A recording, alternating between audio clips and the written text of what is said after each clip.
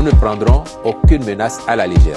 Wilfried Léandre Ngoumbedji, porte-parole du gouvernement béninois, répond aux accusations du président Tiani contre Patrice Talon.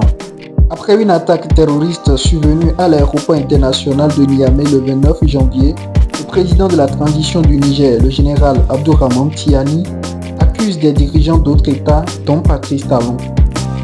Nous rappelons aux sponsors de ces mercenaires, notamment Emmanuel Macron, Patrice Talon, Alassane Ouattara, nous les avons suffisamment écoutés, aboyés, qu'ils s'apprêtent, eux aussi, à leur tour, à nous écouter rugir.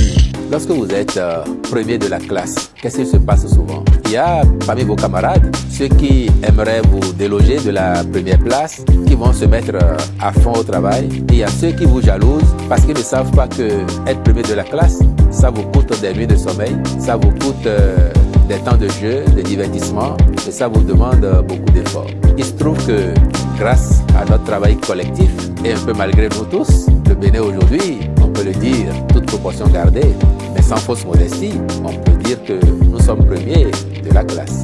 Ça ne fait pas que des heureux, ça ne fait pas que des heureux. De qui, quand vous regardez la sous-région, de quel pays parle aujourd'hui le monde entier avec autant d'emphase, avec autant d'étoiles dans les yeux? Quelle est cette destination que les gens veulent venir découvrir quand vous allez sur les réseaux sociaux?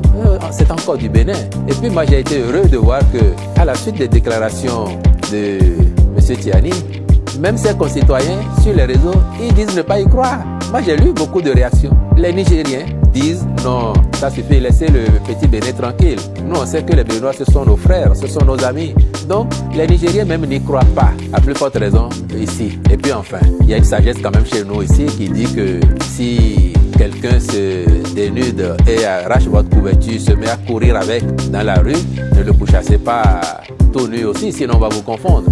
Bon, donc on s'en tiendrait à ce qui est observé, à la réaction des populations qui nous rassure parce que même au Niger. Tout à l'heure, vous avez évoqué le 7 décembre. Et nous, on sait ce qu'on a vécu le 7 décembre. Et on sait très bien quelle est la partition de certains pays de la sous-région. Pour autant, on n'est pas passé s'époumoner partout. Peut-être qu'il y a des gens qui allument un contre-feu parce qu'ils se disent qu'à un moment ou à un autre, bon, on parlera d'eux. Peut-être. C'est une façon de prendre des précautions, mais nous observons. S'il y a des menaces, ce que nous faisons depuis pour garantir la quiétude à nos concitoyens, la sécurité globale dans notre pays, l'intégrité de notre territoire, ces efforts-là, ils vont être maintenus, amplifiés. Nous ne prendrons aucune menace à la légère, mais nous n'aurons pas de temps à perdre sur des questions ou avec des gens dont la seule vocation, c'est de nous empêcher d'avancer pour continuer à être premiers. Nous, on veut être premiers aujourd'hui, demain, tout le temps et en tout ce que nous faisons.